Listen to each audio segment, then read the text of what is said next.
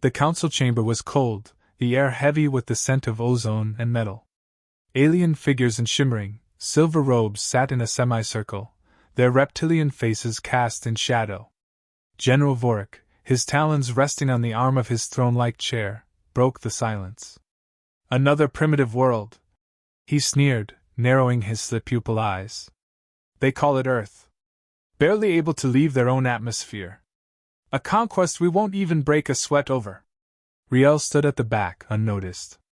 The youngest scientist in the council's ranks, she often remained quiet during these meetings, but something about this scan had unsettled her. As Vorik motioned to proceed with the invasion preparations, she stepped forward. Wait!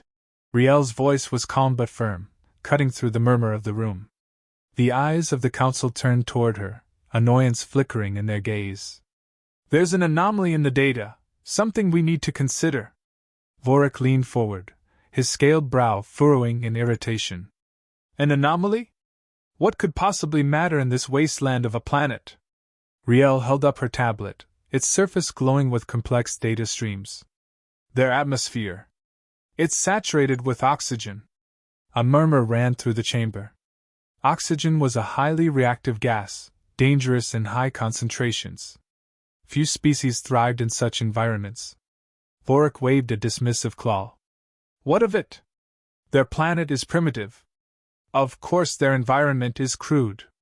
No, Riel said, stepping closer to the central display. She tapped a series of commands, and a hologram of Earth's atmosphere appeared above the table. They're not just surviving. They've adapted to it. Thrived in it. We couldn't last a single breath down there. For a moment, silence reigned in the chamber. The holographic image of Earth spun slowly, casting a pale blue glow on the gathered council. And this, Riel continued, emboldened by their attention, isn't the only thing. Their history is one of constant disaster. They've survived everything: ice ages, diseases, wars that wiped out entire civilizations.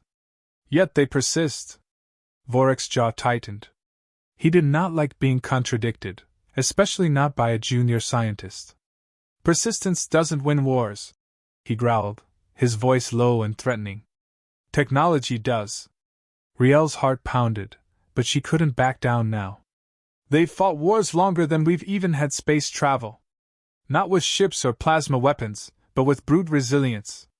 That alone makes them unpredictable.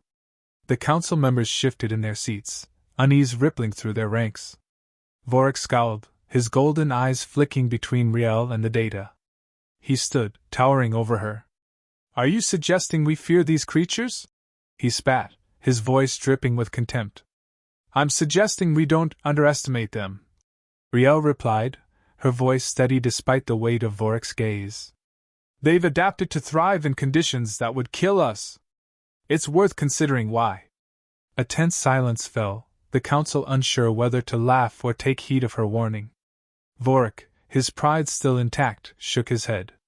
We proceed as planned, he declared, dismissing Riel with a wave.